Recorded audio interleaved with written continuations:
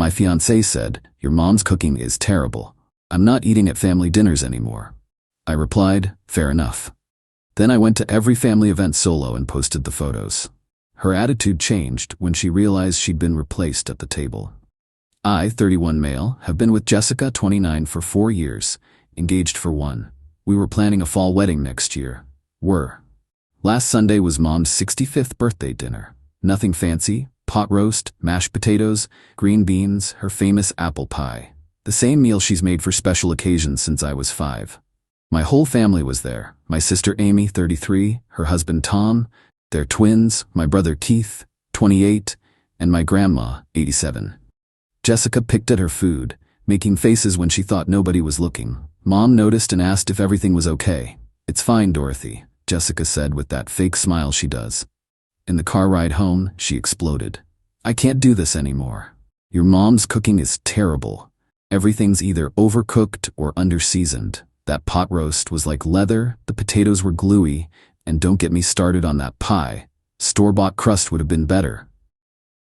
I kept driving, staying quiet. "Are you even listening? I'm not eating at your family dinners anymore. It's gross, and honestly, kind of embarrassing that she thinks she can cook. My family's chef could teach her a thing or two. Her family has money. Old money. They have a personal chef for their dinner parties. Jessica grew up with that." "That's fair," I said. She blinked. "What?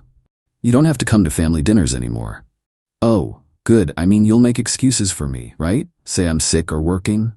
"No, I'll tell them the truth. You don't like Mom's cooking." Her face went red. "You can't say that." "Why not? It's the truth." "Because it's rude. Just say I have other commitments." "Jessica, you just called my mother's cooking terrible and embarrassing. But you want me to lie to protect your image?" "It's called being tactful. It's called being honest. You don't want to come, don't come." She huffed but seemed satisfied she'd won. The next family dinner was 2 weeks later, Sunday dinner, a tradition Mom's kept for 40 years. I showed up solo. "Where's Jessica?" Mom asked. "She doesn't like your cooking, so she's not coming to family dinners anymore." The table went silent. Amy's jaw dropped. Keith started laughing. Mom looked hurt for about 2 seconds, then shrugged. "More for us then. Keith, you can have her usual portion." "Score!" Keith grabbed an extra helping. That's when Amy's best friend Mallory, 30F, walked in. "Sorry I'm late. Traffic was horrible." "Mallory, I didn't know you were coming," I said. "Amy invited me last minute. Hope that's okay, Mrs. T?" "Always room for one more, sweetheart," Mom beamed. Mallory sat in Jessica's usual spot. We had a great dinner. She complimented Mom's cooking 3 times, helped clear plates, and stayed to look through old photo albums with Grandma.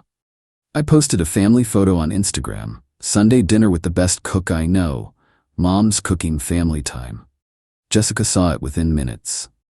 Text, "Who's that woman in my spot?" "That's Mallory, Amy's friend." "Why is she at family dinner?" "Me, Amy invited her." "That's my spot." "You don't come to family dinners anymore, remember?" She sent 12 more texts. I ignored them. Update 1. The entitlement escalated quickly. Week 3 without Jessica. Mom made her famous lasagna for Keith's promotion celebration. Mallory came again, this time bringing homemade garlic bread. She and Mom exchanged recipes. I posted photos of the spread with the caption, "Keith got promoted, Mom made his favorite." Jessica called me 15 times during dinner. I had my phone on silent. Her texts ranged from, "This is manipulative. You're trying to replace me. Your family is doing this on purpose. Mallory's obviously trying to get with you." When I got home, Jessica was on the couch, arms crossed. "We need to talk about boundaries." "Okay. I don't want that Mallory person at your family dinners." "That's not your call. You chose not to attend. You don't get to dictate who else comes. I'm your fiancé, who refuses to eat with my family, because the food is terrible. Then why do you care who's there?" She stomped to the bedroom and slammed the door. Week 4. Mom's friend group came over for their monthly cookbook club. They were testing recipes from some Italian cookbook. Jessica used to love these events, mainly for the Instagram photos, I realize now. I went to help Mom set up. Mallory was there too, helping Mom prep ingredients. They were laughing about some cooking disaster Mallory had in college. Posted a photo of the spread. Cookbook club going all out. Mom's house smells amazing. Jessica lost it. She actually drove to Mom's house and knocked on the door. "Jessica!" Mom seemed genuinely happy to see her. "Come in, we're just about to eat." "I'm not here for that," Jessica said coldly. "I need to talk to my fiancé." She dragged me outside. "This is deliberate. You're parading that woman around to hurt me." "Mallory? She's helping Mom cook. You know, the cooking you think is terrible. She's trying to steal my place in your family. The place you vacated?" "I didn't vacate anything. I just have standards. And Mom's cooking doesn't meet them. That's fine. But other people enjoy it. You need to uninvite her." "I didn't invite her. Amy and Mom did." "Then tell them to uninvite her." "No. I'm your fiancé. Your loyalty should be to me. My loyalty is to the family you insulted and refused to eat with." She stormed off, tires squealing. Week 5. Grandma's 88th birthday. Big family gathering. All the cousins came, about 20 people total. Mom cooked for 2 days straight. Ham, turkey, all the sides, 3 different pies. Mallory helped Mom all day. They were like a well-oiled machine in the kitchen. My aunt commented they worked together like they'd been doing it for years. I posted a video of Mom and Mallory doing a little dance while the pies were in the oven. Caption: "The Kitchen Dream Team. Happy 88th Grandma." Jessica texted, "Are you sleeping with her?" Me: "No." "Then why is she always there?" "She enjoys Mom's cooking and Mom's company." This is emotional cheating. It's literally just family dinners you refuse to attend. I'm coming to the next one. "I thought the food was terrible and embarrassing. I'll bring my own food." "You're going to bring your own food to Mom's house?" "It's that or starve." Me: "Or you could just not come, like you decided." Jessica: "I'm coming." Update 2. The next Sunday dinner was one for the history books. Jessica showed up with a cooler bag, to Sunday dinner. Mom's face was carefully neutral. "Jessica, how nice to see you." "Dorothy?" Jessica gave that fake smile and headed straight to the kitchen with her bag. Everyone watched as she unpacked a full meal from Chez Laurent, this ridiculously expensive French place. Coq au vin, haricot verse, some fancy potato thing. "Since I have dietary restrictions now," she announced. Mom had made fried chicken, mac and cheese, collard greens, and cornbread. Comfort food perfection. "What dietary restrictions?" Keith asked. "Last month you were eating everything." "I've developed sensitivities," Jessica said primly. Mallory walked in with a sweet potato pie. "Mrs. T, where should I—" "Oh, hi, Jessica." Jessica's eye twitched. "You're here? Again?" "I'm here every week now," Mallory said cheerfully. "These dinners are the highlight of my week." Jessica started eating her fancy French food while everyone else dug into Mom's cooking. The contrast was ridiculous. Here's everyone passing dishes, laughing, talking, and there's Jessica eating alone from her containers like she was in a different restaurant. Amy's twins kept asking why Aunt Jessica wasn't sharing. "Aunt Jessica thinks Grandma's food is yucky," the 5-year-old announced. "No, I just have restrictions," Jessica protested. "You said Grandma can't cook," the other twin piped up. "Daddy said you said mean things about Grandma." Tom tried to shush them, but the damage was done. Grandma, bless her, said, "Well, more for those who appreciate it." "Mallory, dear, you must try the cornbread. I added honey this time." "I love honey in cornbread," Mallory exclaimed. Jessica stabbed her coq au vin aggressively. After dinner, Mom brought out her apple pie, the one Jessica had specifically insulted. "Jessica, I know you brought dessert too, but would you like to try a small piece?" "I've been working on the recipe." It was a generous olive branch. "No thank you. I brought creme brulee from Chez Laurent." She pulled out a single serving, one for herself. Keith snorted. Classy. Jessica ate her fancy dessert while everyone else enjoyed Mom's pie. Mallory had seconds and asked Mom for the recipe. "I'd love to learn to make this. Maybe we could bake together sometime?" "I'd enjoy that, sweetheart," Mom beamed. Jessica slammed her spoon down. "Are you trying to replace me?" "Replace you?" Mallory looked confused. "You said you weren't coming to dinners anymore."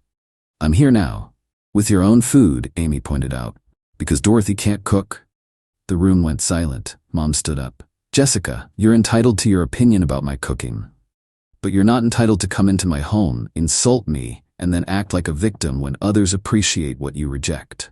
Grandma added, "In my day, we'd call this having your cake and eating it too. Except you brought your own cake." Keith lost it laughing. Even Tom cracked up. Jessica grabbed her containers and stormed out. I didn't follow. Update 3. Jessica went full nuclear. Monday morning, she called my office. My office. We need couples therapy immediately. Why? Your family is toxic and you're enabling them. My family that welcomes you despite your insults? They're replacing me with that woman. Mallory. Her name is Mallory, and she's just nice to Mom. She's trying to steal you. She's dating someone. Silence. What? Mallory's been dating a guy named Carlos for 2 months. They're getting pretty serious. But she's always at your mom's. Because she likes Mom, and Mom's cooking. Not everything is about you, Jessica. She hung up. Tuesday, she showed up at Mom's house. Mom was in the garden with Mallory, who'd come to learn about Mom's tomato plants. Jessica, according to Mom's neighbor Mrs. Peterson, who saw everything, pitched a fit. You're trying to steal my life, Mallory confused. I'm learning about tomatoes? You know what you're doing. Coming to all the dinners, helping in the kitchen, being perfect. I just like Mrs. T's cooking. Her cooking is garbage. Mom stepped forward. Jessica, you need to leave. This is between me and her. This is my property. Leave. Shh. Jessica didn't leave. She grabbed Mom's tomato plant and threw it at Mallory. Threw it. Mrs. Peterson called the police. By the time they arrived, Jessica was screaming about being displaced and emotionally abused by a calculated campaign. The officer looked at the scene. Jessica, dirt all over her designer outfit, screaming. Mom and Mallory covered in soil, looking bewildered. The murdered tomato plant. Ma'am, you need to calm down. They're stealing my family. Ma'am, did you assault these women with a tomato plant? It's not assault, it's justice. They gave her a warning and made her leave. Mom considered pressing charges but decided against it. Wednesday, Jessica's mom called me. What did you do to my daughter? Nothing, Diane. She says your family is excluding her. She excluded herself when she said Mom's cooking was terrible and embarrassing.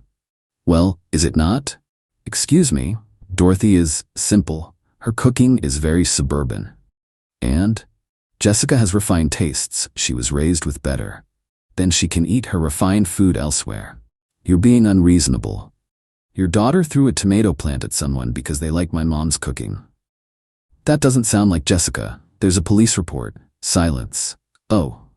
Thursday, Jessica tried a different approach. She had her dad call me, Richard the lawyer. Son, we need to discuss this situation. We're not family, Richard. I'm not your son. You're engaged to my daughter. For now. Excuse me? Your daughter insulted my mother, refuses to eat her food, brings her own meals to family dinners, and assaulted someone with a tomato plant. I'm reconsidering things. Over food? Over respect, or the lack of it.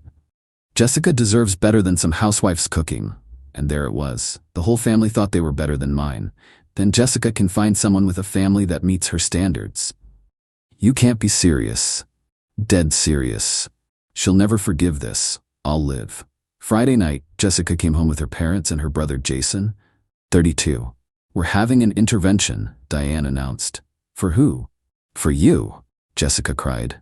You're choosing your mother over me. I'm choosing respect over entitlement. Jason stepped forward, trying to look intimidating. You need to man up and control your family. Control them? They're adults. They're disrespecting Jessica. By eating dinner together? By replacing her. She replaced herself when she said the food was trash. Richard pulled out his lawyer voice. If you proceed with ending this engagement, we'll expect the ring back. The ring I bought? Jessica's worn it for a year. It's hers. That's not how that works. We'll see what a court says. Cool, get out of my apartment. We live here. Jessica screeched. I live here. You're a guest who's worn out her welcome. Diane gasped. You can't evict her. She's not on the lease. She doesn't pay rent. She contributes. She buys groceries sometimes when she remembers. This is financial abuse. This is consequences.